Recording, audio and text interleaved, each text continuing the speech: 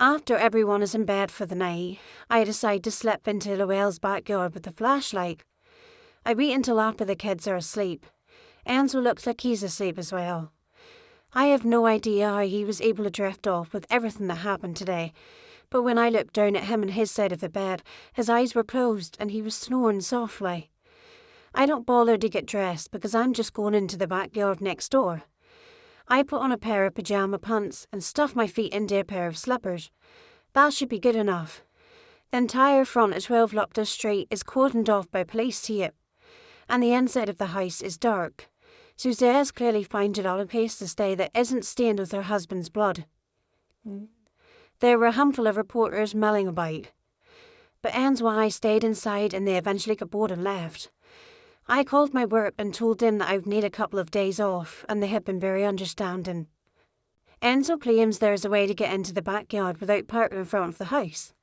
I want to believe he is right, because if he isn't, he is the only one who could have killed Jonathan Llewell. And I want so badly to believe that he didn't do it. The Llewell's backyard is enormous compared with ours. You would think that if our house really used to be for the animals, we would at least have a giant backyard.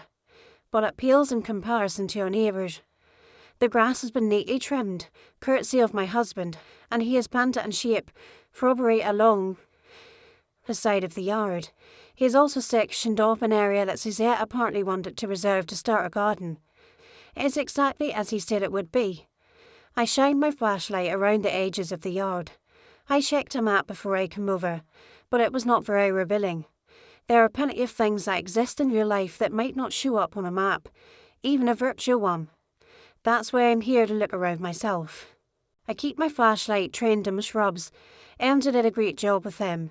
Every single one is perfectly trimmed, without a stray leaf or branch. He is so skillful. Even without Suzette, he would have been able to build his business here. He didn't need her. What if what the detective said is true? What if Enzo and Suzette conspired to kill Jonathan and had an agreement to split the life insurance payment? No, I can't imagine my husband agreeing to something like that. Enzo is willing to bend the law sometimes, but he'd never kill someone for money. But I also can't imagine him breaking someone's fingers. Enzo's been stressed about the mortgage payments. They are, admittedly, suffocatingly high. We wanted his house so badly, so it was hard to admit that it was a bit out of our price range. He desperately wanted to give his family a nice home in a great neighbourhood. But no, he would not have killed to get us that. I don't believe it. I can't. When I reach the far end of the yard, I hear a sound, a rustling of leaves. I shine my beam in the direction of the sound, and some of the branches move of their own accord. The shadows shift and bend. It occurs to me that if somebody did come in through the back to kill Jonathan Llewell, they still have access, and here I am, in my pyjamas and fuzzy slippers, wandering around the backyard with no weapon whatsoever to defend myself besides my own two hands. For a second, I imagine Enzo coming into the backyard next door tomorrow morning and finding me with my throat slashed lying in a pool of blood. "Hello," I whisper, aiming the beam of the light squarely at the rustling leaves. I consider making a run for it. Our own backyard is only a stone's throw away. After all, Nico was able to hit his baseball into this shower from our room and break the window. If I turn off the flashlight, whoever it is won't be able to see me anymore. Unless they have a flashlight at their own. My heart races as I debate what I should do next.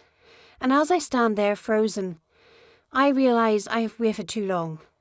The intruder is here.